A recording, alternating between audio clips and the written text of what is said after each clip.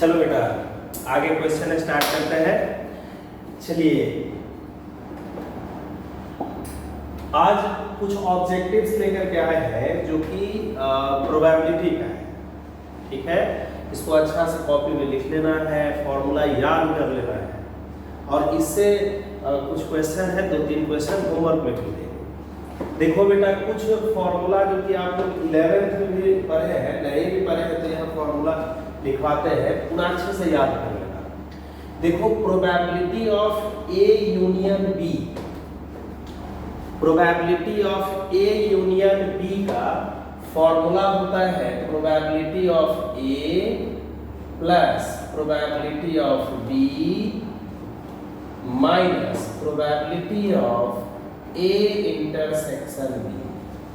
ठीक है, probability of A plus probability of B अब minus probability of A intersection B. Clear है? अच्छा, किसी भी इवेंट का प्रोबेबिलिटी, ये तो आप 9-10 से भी जान रहे हैं।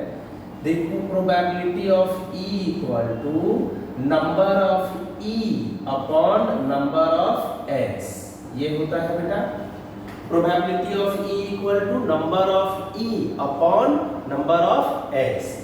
इसका जो वैल्यू होगा प्रोबेबिलिटी ऑफ ई का 0 और 1 के, वह 0 से लेकर के 1 तक ही रहता है, न तो 0 से कम होगा और न ही 1 से ज्यादा होगा।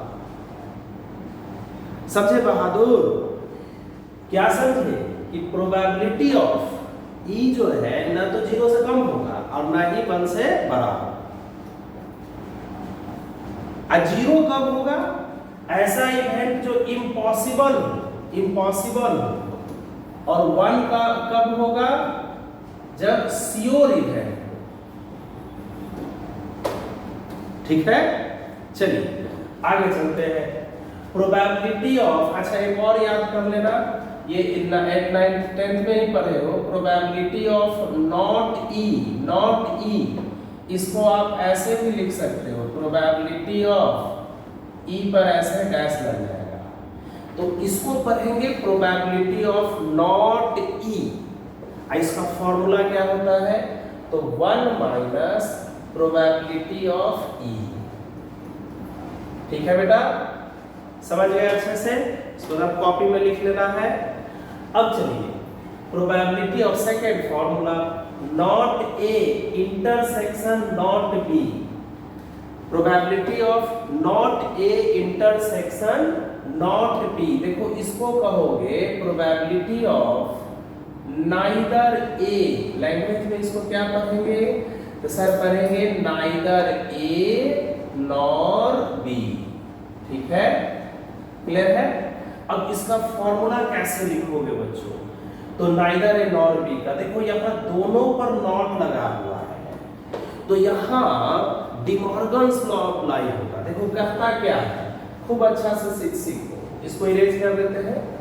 देखिए क्या कहेगा, नाइदर ए नॉर बी, यानी प्रोबेबिलिटी ऑफ यहाँ दोनों पर जो नॉट लगा हुआ है, हम क्या करेंगे पूरा पर पहले नॉट लगा देंगे। ठीक है, पूरा पर नॉट लगा देंगे ऐसे।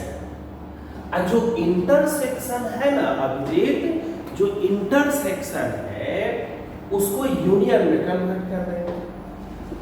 यही है डिमॉर्गन्स लॉ। ध्यान से समझिएगा। क्या किए? अलग अलग नॉट था, हाँ सर अलग अलग नॉट था, पूरा पर नॉट लगा दिए, बिल्कुल सर। और जो इंटरसेक्शन है वो आपका यूनियन में कन्वर्ट हो गया। मेरे बहादुर बच्चों ये समझे पहले? तो अब प्रोबेबिलिटी ऑफ नॉट पूरा ए यूनियन बी को एक इवेंट मानो, तो इसको आप लिखोगे 1 minus probability of A union B. अभी आपने देखा है प्रोबेबिलिटी ऑफ नॉट ई का फॉर्मूला क्या होता है? तो 1 माइनस प्रोबेबिलिटी ऑफ ई। ठीक है बेटा, क्लियर है? हम चाहते हैं कि आपका ऑफलाइन क्लास में जब प्रोबेबिलिटी स्टार्ट हो तो ये सब पहले से तुमको याद रहे। तो प्रोबेबिलिटी ऑफ, पहले क्या है देखो, दोनों पर नॉट लगा है, हाँ सर, पूरा पर नॉट लगा देंगे, बिल्कुल सर। इंटरसेक्शन किस में बदल जाएगा, यूनियन में, ठीक। और 1 minus probability of A union में। अच्छा, इसका एक और फॉर्मूला देखो, अगर मान लो ऐसे रहेगा, probability of not A union not be, इसको तो आप लोग खुद से लिख सकते हो, खुद से इसको लिख सकते हो। क्या, तो पूरा पर नॉट लगा दो, पूरा पर नॉट लगा दो बेटा, ठीक है। यूनियन बन जाएगा इंटरसेक्शन, पूरा पर नॉट लगा, यूनियन बन गया इंटरसेक्शन, और 1 minus probability of A intersection B. ठीक है मेरे प्यारे बच्चों, चलिए ये समझ गए। अब आ जाइए probability of E by F, probability of E by F, E by F, इसका मतलब होता है कि हम ई का प्रोबेबिलिटी निकाल रहे हैं जब एफ दिया हुआ है। हम ई का प्रोबेबिलिटी, ऊपर वाले का प्रोबेबिलिटी निकाल रहे हैं, ऊपर कौन है, ई है सर, तो ई का प्रोबेबिलिटी निकाल रहे हैं बच्चा पार्टी जब एफ दिया हुआ है। अब समझे, उसी तरह इसको क्या करोगे, प्रोबेबिलिटी ऑफ एफ बाई ई को क्या पढ़ोगे, तो सर हम कहेंगे कि प्रोबेबिलिटी ऑफ एफ, एफ का प्रोबेबिलिटी निकाल रहे हैं कब, जब ई दिया हुआ है, ठीक है। इसको ऐसे पढ़ेंगे।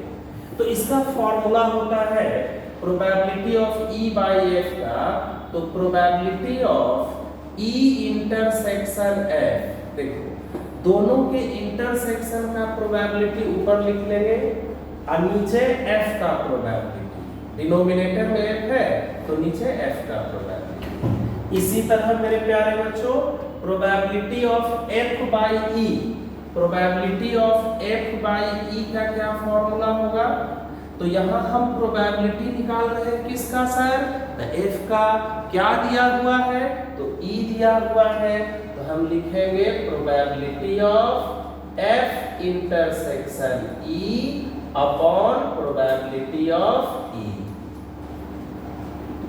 क्लियर है बेटा, बिल्कुल क्लियर है। अब आ जाओ, अगला है probability of not A intersection B.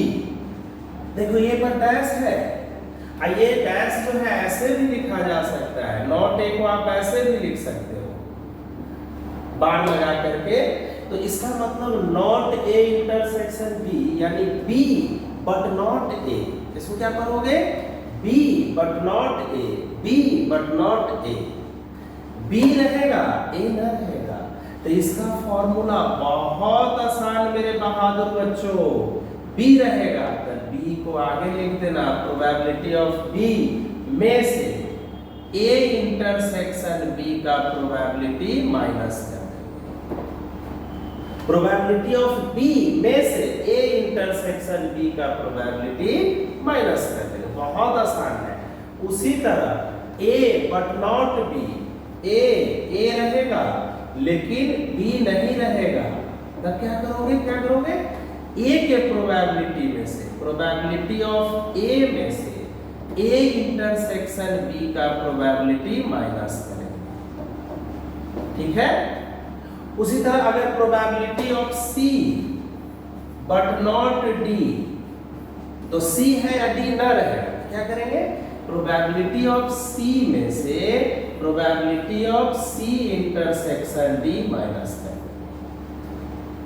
Clear है बेटा, तो ये इतना तो एकदम समझ में आ गया होगा और अच्छे से इसको याद कर लीजिएगा सर। अब देखिए, if A and B are independent events, अगर ए और बी इंडिपेंडेंट इवेंट्स रहेंगे, इंडिपेंडेंट इवेंट्स रहेंगे, यानी ए न तो बी पर डिपेंड करेगा, बी न तो ए पर डिपेंड करेगा, दोनों अलग अलग रहेगा, स्वतंत्र रहेगा, तब probability of A intersection B का फॉर्मूला होता है probability of A multiply probability of B, probability of A multiply probability of B. देखो जब जिक्र किया रहे कि ए और बी इंडिपेंडेंट इवेंट है, तो probability of A intersection B equal to probability of A multiply probability of B. ठीक है, अगर बी और सी इंडिपेंडेंट है तो probability of B intersection C equal to probability of B multiply probability of C. Clear है बेटा? जब भी इंडिपेंडेंट का जिक्र करेगा। अब चलिए इससे रिलेटेड 2-3 क्वेश्चन है। देखो, प्रोबेबिलिटी ऑफ ए 4/5 है, probability of A intersection B है 7/10। तो कह रहा है मेरे प्यारे बच्चों कि probability of B by A का वैल्यू निकालिए। चलिए निकालते हैं सर, अभी फॉर्मूला याद कराए हैं सबको। तो प्रोबेबिलिटी ऑफ बी बाई ए, इसका फॉर्मूला देखिए सर, इसका फॉर्मूला ये हुआ कि बी का प्रोबेबिलिटी निकाल रहे हैं जब ए दिया हुआ है, यानी probability of B intersection A by probability of A. देखो, जिसका दिया रहेगा ना उसका प्रोबेबिलिटी नीचे लिखना और ऊपर दोनों का इंटरसेक्शन का प्रोबेबिलिटी। तो probability of B intersection A या ए इंटरसेक्शन बी, बात बराबर है। बी इंटरसेक्शन ए मेरे प्यारे बच्चों या ए इंटरसेक्शन बी कहो, बिल्कुल बात बराबर है। तो रखिए इसका वैल्यू 7/10। प्रोबेबिलिटी ऑफ ए 4/5, तो 5 2 जा 10 और 4 2 जा 8, 7/8। यही आंसर हो गया। क्लियर है पंकज? समझा बेटा? अब आगे देखते हैं दूसरा question. For 2 events A and B, probability of A दे रखा है, प्रोबेबिलिटी ऑफ ए दे रखा है 0.4। ठीक है, प्रोबेबिलिटी ऑफ बी दे रखा है 0.8, प्रोबेबिलिटी ऑफ बी बाई ए दे रखा है 0.6। तो कह रहा है मेरे प्यारे बच्चों कि probability of A union B निकालिए। चलिए निकालते हैं। ठीक है, तो अभी आप लोग सीखे हो कि probability of A union B का फॉर्मूला होता है, probability of A union B का probability of A plus probability of B और minus probability of A intersection B, ये होता है। हाँ सर, तो प्रोबेबिलिटी ऑफ ए, अंजलि देखो, प्रोबेबिलिटी ऑफ ए 0.4 है, अब प्रोबेबिलिटी ऑफ बी 0.8 है, P of A intersection B नहीं मालूम है। हाँ सर, ना मालूम है तो कैसे निकालेंगे? अभी बताते हैं। देखो, probability of B by A का क्या वैल्यू है? 0.6। Probability of B by A का वैल्यू है 0.6। इसका फॉर्मूला हम सीखे हैं अभी। Probability of B by A का probability of B intersection A, और नीचे ए न लिखा हुआ है तो बाई प्रोबेबिलिटी ऑफ ए। ठीक है बेटा? चलो यहां से हम लोग वैल्यू निकाल लेंगे। तो प्रोबेबिलिटी ऑफ ए डिवाइड में है, इधर जाएगा तो मल्टीप्लाई में, यानी probability of B intersection A equal to 0.6 into probability of A. ठीक है, पी ऑफ ए डिवाइड में है, इधर गया मल्टीप्लाई में। अब प्रोबेबिलिटी ऑफ ए का वैल्यू है 0.4, रख दीजिए। हाँ सर, आप तो आ ही गया। तो प्रोबेबिलिटी ऑफ बी इंटरसेक्शन है 0.6 इंटू 0.4, इसका वैल्यू दिया हुआ है। तो 6 4 जा 24, तो 0.24 आ गया। अब तो तीनों का वैल्यू मिल गया हमको। देखो, प्रोबेबिलिटी ऑफ ए है 0.4, रख दो। प्रोबेबिलिटी ऑफ बी 0.8, ये भी रख दो। अच्छा, probability of A intersection B है 0.24, इसको भी रख दो। ठीक है, 0.64 जा 24। अब इसको हम सॉल्व कर लेंगे, यही हमारा आंसर आ जाएगा। क्लियर है? बिल्कुल क्लियर है। अब चलिए आगे बढ़ते हैं। थर्ड क्वेश्चन है, प्रोबेबिलिटी ऑफ ए है 2/5। इसको इरेज कर देते हैं बेटा, देखो इसको इरेज कर देते हैं। अगला क्वेश्चन थर्ड, खूब अच्छा से फॉर्मूला सब याद कर लेना। जब क्लास स्टार्ट होगा तो और बच्चों से अलग रहोगे, और बच्चों से अलग रहोगे, जो नहीं देख रहे हैं उनसे तो तुम बिल्कुल अलग रहोगे।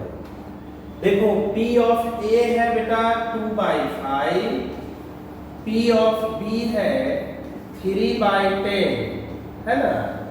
अच्छा, P of A intersection B है 1/5। चलो पहले P of A union B निकालो। P of A union B, P of A union B का फॉर्मूला क्या होता है? तो P of A, P of A, P of A का वैल्यू है, P ऑफ A का वैल्यू है 2/5 प्लस P ऑफ B का 3/10 और P of A intersection B 1/5। 5 10 5, इसका एलसीएम 10, 5 2 जा 10, तो 2 2 जा 4, 3 और -2 हो गया। 4 3 7, 5/10 तो 1/2 आ गया P of A union B का। अब चलिए P of not A by not B निकालना है। P of not A, 3 number question बड़ा इंपॉर्टेंट है बेटा। Not A by not B, चलो फॉर्मूला बैठाओ। Not A by not B, तो दोनों का इंटरसेक्शन का प्रोबेबिलिटी ऊपर रहेगा, ठीक है, और नीचे हो जाएगा प्रोबेबिलिटी ऑफ नॉट B। देखो दोनों पर अलग अलग नॉट है, डिमॉर्गन्स लॉ अप्लाई होगा बच्चों। मेरे प्यारे बच्चों, यहाँ डिमॉर्गन्स लॉ पूरा पर नॉट लगा दीजिए, डैश लिखो चाहे बार लिखो, बात बराबर है। इंटरसेक्शन यूनियन में बदल जाएगा। अब P ऑफ नॉट B तो 1 माइनस P ऑफ B। इसी तरह P of not A union B, इसको लिखोगे तो 1 minus P of A union B, अब 1 माइनस P ऑफ B। देखो बेटा P of A union B का वैल्यू निकाले हुए हैं 1/2, रख दीजिए तो 1 माइनस 1/2, अब 1 माइनस P ऑफ B का वैल्यू है 3/10। तो इसको आप सॉल्व कर लेते हैं तो हमारा आंसर आ जाएगा 2 1 या 2 1/2 और 7/10, तो 2 5 या 10, 5 ऊपर चला जाएगा 5/7। क्लियर है? अच्छा, ये वाला क्वेश्चन आपको खुद से कर लेना है। P of not B by not A, आप दोनों को मल्टीप्लाई कर दें। क्लियर है बेटा? बिल्कुल क्लियर है। चलिए अब गिवन 2 इंडिपेंडेंट इवेंट, अच्छा इंडिपेंडेंट इवेंट है तो इंटरसेक्शन का प्रोबेबिलिटी जो है मल्टीप्लाई के बराबर हो जाएगा, यानी P of A intersection P equal होगा P of A into P of B के। P ऑफ A का वैल्यू 0.3 है, P ऑफ B का वैल्यू है 0.6, तो P of not A intersection not B। देखो यहाँ इंडिपेंडेंट इवेंट का जिक्र किया है तो इन दोनों को मल्टीप्लाई कर देंगे, इन दोनों को मल्टीप्लाई कर देंगे, यानी P of not A into P of not B। यहाँ इंडिपेंडेंट इवेंट का जिक्र किया है तो दोनों को मल्टीप्लाई कर देंगे, ठीक है बेटा। अगर इंडिपेंडेंट नहीं रहता तब ऐसे बनाते, पूरा पर नॉट लगाते या इंटरसेक्शन यूनियन में बदल जाता। अब P ऑफ नॉट A का फॉर्मूला तो 1 minus P of A into P of not B का तो 1 माइनस P ऑफ B। अब चलिए 1 में से P ऑफ A घटाओ तो 1 माइनस 0.3 और 1 माइनस 0.6 तो 0.7 इंटू 0.4, तो 7 4 जा 28, 0.2 है।